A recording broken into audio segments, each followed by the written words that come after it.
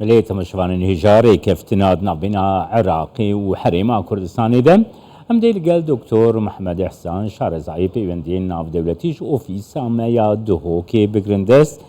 سلاف بوت دكتور دس فيكده دكتور دوی پروسه ده گرینگیا ریکفتنا ناف بینا حولی رو بغدای ده نرخاندنا وی دست بکده اشتور بگرم فرما دکتور زور سپاس ريزو سلاف بوتاو بينرين كي 24 الهرجه كي هبن راستي ام ريكوتنا هات يكردن تكمله ريكوتنا بروسيسا بوجي بويا يعني ريكوتني كي كامل هات يكردن السر تبراندني بوجي 3 سال باشان وضعكي تيك شو هندك سوء تفاهمي كي دروز بلا لابت اوش بچونكي من اقامنا ريبورتاكي تابي وقت السر تدخلات هند اطراف كردستاني او النبيا نسر كفتن هبت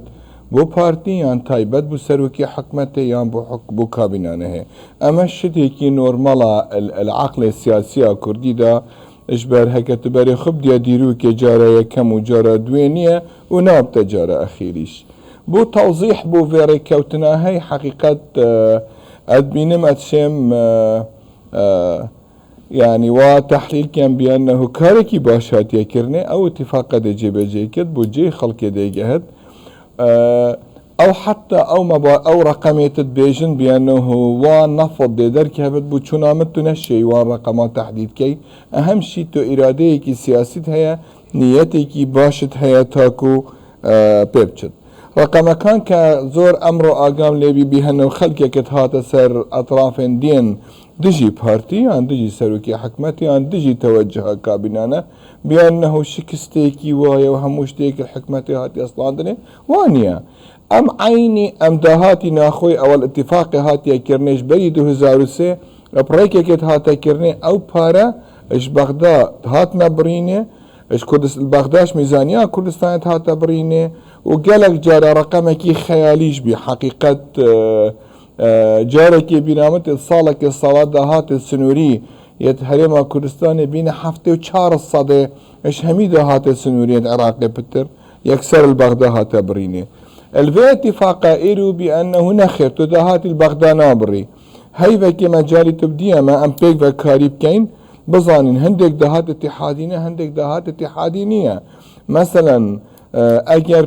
5000 یان 10,000 دینار لابراهیم خلیل بو نادی زاخوی بتصرف کردن مانا اوانی اما دهاتی کی اتحادیه پیوسته بغال میزانی کردستان در بينت اما دهاتی کی محلی اما دستوريا مسموحه وكي ضريبه کی لوکالی ناخوی منطقه کی هر بلدیه کی ان کنسل کی بيتا کردن اما حقیقت امش كريتكي بو اتصال سروكي حكمتت قال جناب السروك وزيران عراقية اجبر هر دو اطراف بوچونا من نيتكي باش هنا بجب تدابين كرني ووضع خلقي شاكتر بد بلام عيني كارش با امس بيرنكين خلقي كي زوري شيء كاريت كد هيش اتفاقك نيتا كردن هيش سركفتن يك الكردستان النبد الكرد وعربيش نكتنها عرب اطرافين كردي حقيقة زماني وانزال ترى نباك ترى تونترا اما جهه داخليه بس ام هر اخيرا بيتفيش بالهر بجارتن عين دهيا بيتفيا توب جايه مرحله كي توافقي كي سياسي كردي نبت معناه كان ازمه كي تر الاينده كي نزيك دا ديتا برامبر حكومتها هرمم قال كردستان بيكفا بلي ريزدار دكتور محمد احسان نها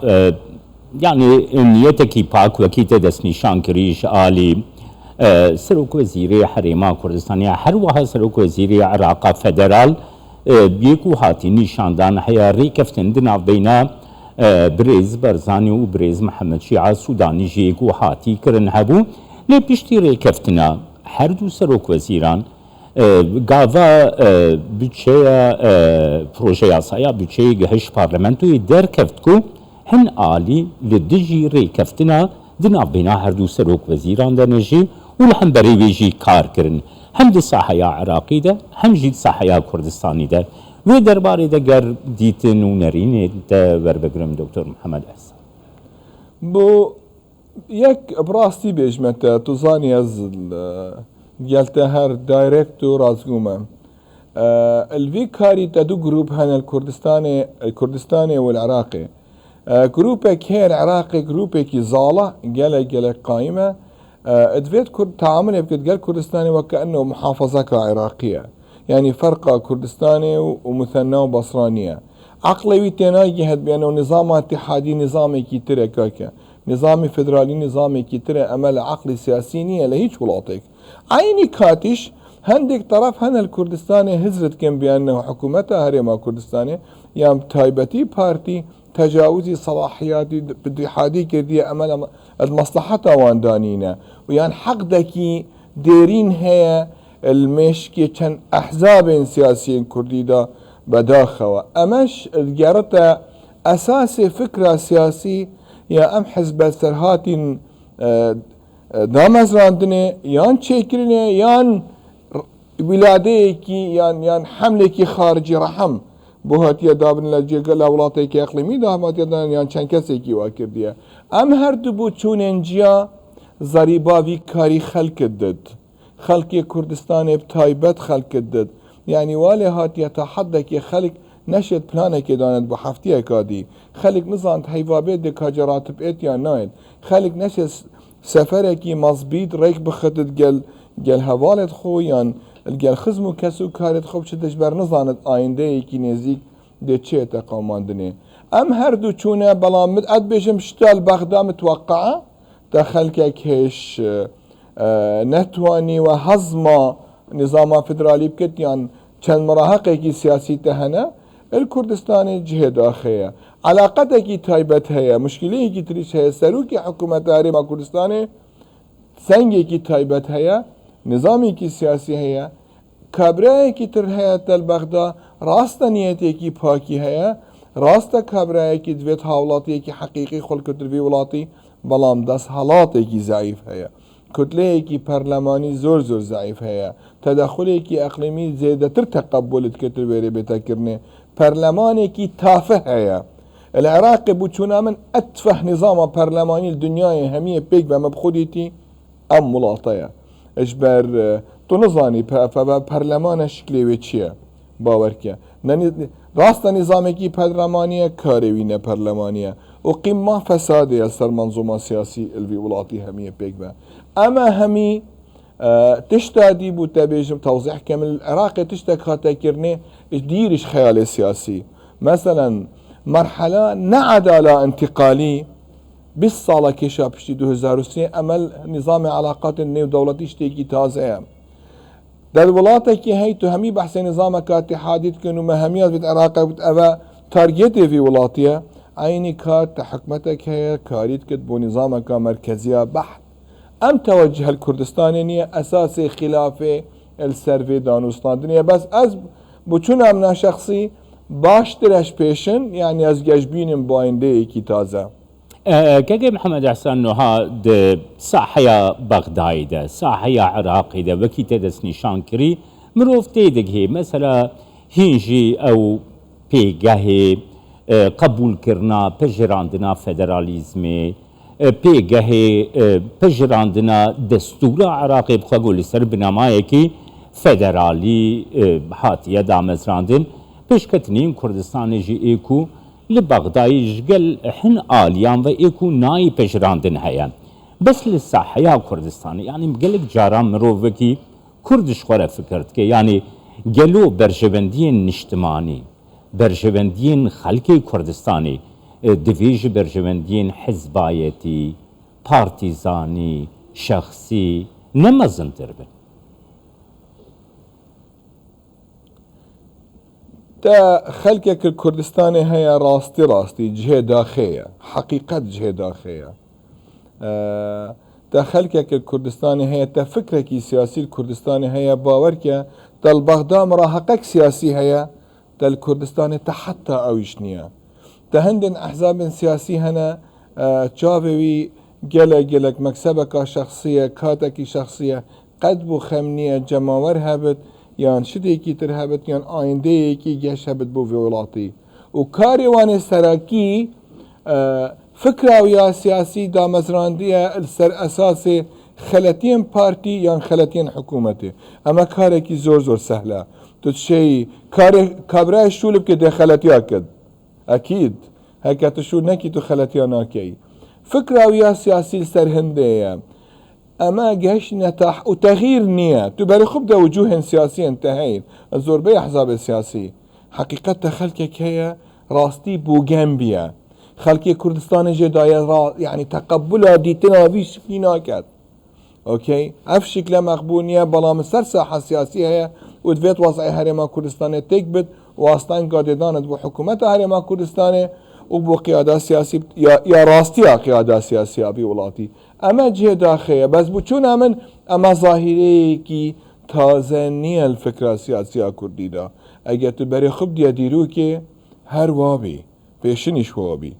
ولو دورنية امرو كمتر بد حقيقة وابي جهة داخلية تل هر چار پارچت كردستاني تين بلا عيني كاتش دخل كي هي عرب بيجن صاحب داره خدان ملكه خدان مالا خدان كردستانه چند کسی کی تر وکید بتا یا دو ماهی که کس نشید مقابله یا مواجهه ریکا راز بکتش بر سر کفتن هر دو ماهی که بو راستیه و خلق نوکتی گشتیه چه راسته و چه درویه گلک خلقش بری سه چار روزا اگه تبری خدا به شهر و شارش کد کردستانه دیوان حکومتی شکستینه حکومت هرما کردستانه همیدش تسلیمی بغداد کرد ما وانیه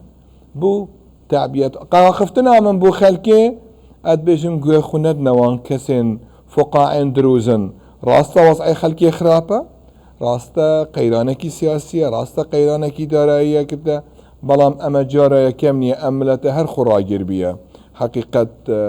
هر خراجر بيا شاية تحمل بكت خو ازمة تجاوز بكت تلقوناها كا زور جرينجي ايرو على من علاقات كردستاني وبغداد دبي هكبي بري خب ديش 2003 حتى وكاب تايبة 2005 يعني سلسلة كي تراكمات كي تواصلية يعني ام مرحلة دو مرحلة كي تر تجارة تنجشتي مرحلة دانانا نقاط اساسي وتحلت كيشي جذريب كي همي بين كيلر بيا همي مسكنة كي تربية ما همي جارة وتقول بهر دو طرفا ما ناخونت هنا داوي حدي تاكب شين خلافة خب شكل اكيد تمام تشيكن اد بيجم الفيق وناغي امل مرحلة حلول الجزرينة يا كم خطوة ميزاني بو 3 صالان ابد تشتكي باشا يعني شيناس شاري هرو بيتاكرن نخير امرو ديكي ناكرن بلكي 3 صالة دي قالتش بيتاكرن وحتى عراق شرقوناغي كي مفصلية باورك عراق قالك كيشت خو افروج حال نكد وضع عراق اقتصاديا دش لبنان خراب ترديد اش 1902 ود بيجم اگر عراق نظام كاتي حديد شبجي نكد ديبت لبنانة العراق وليس عرقنة لبنان تتجهي عربي باشا شد بيجمتا يعني نقر اشتمري ليه فرق بلي نك لبنان ديبتا يعني عراق ديبتا كوبيا كش لبناني نك لبنان ديبتا كوبيا كش عراقي يعني وضع عراق اقتصادي دي زور خراب ترو آلوس تربتش وضع لبناني ايرو دكتور محمد احسان تزاني بلي دكتور محمد يعني تمام بداية بلي دكتور محمد احسان نحال الجهانا ديمقراطي قبل مروف دست حلات ومخالفتي دقريدست يعني مخالفت خونتني وكي رخنا قريد سلاتي دبيني مخالفت ما في قوي رخنا كرني هيا لحروها اركجي لسر خود بينا كو قريدا يوان مجارين كو رخنا دكا خودی پروژه به خودی پیشنیار به خودی برنامه به پیشنیارش بو حکومت جبو نشتمان جبو ولاتیان بیجه که جبو چاره سرکرنا وی پرسی چه جبو نشتمان و ولات باشه یعنی ممکنه لکردستانی هر کاری گو حکومت بکه باش یعنی که تو رخنجی بکه تو بس ایریشکاری بکه سیاست شخوره دوی درباره ده يعني افكر شيء جخورت بيجن ام مخالفتك دكن مخالفتك ديمقراطيك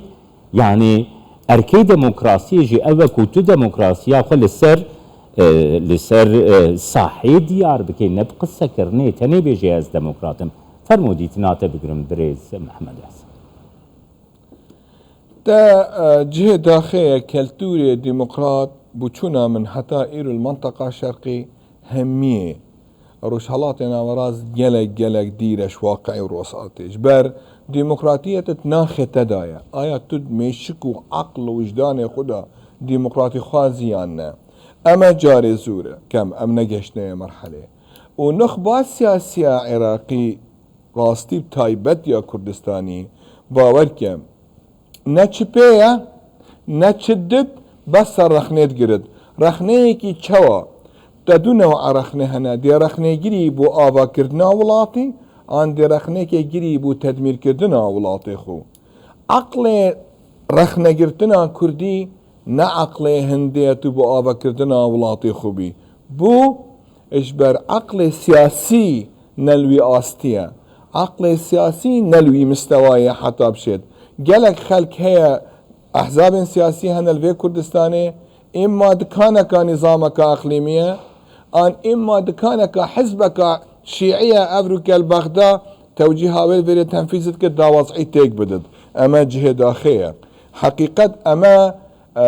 ئاڵۆزکردنا کوردستانێش بەر هەندێ هەکەتبەی بەرێ خوبدی ئەوێ انتقادێت کردجی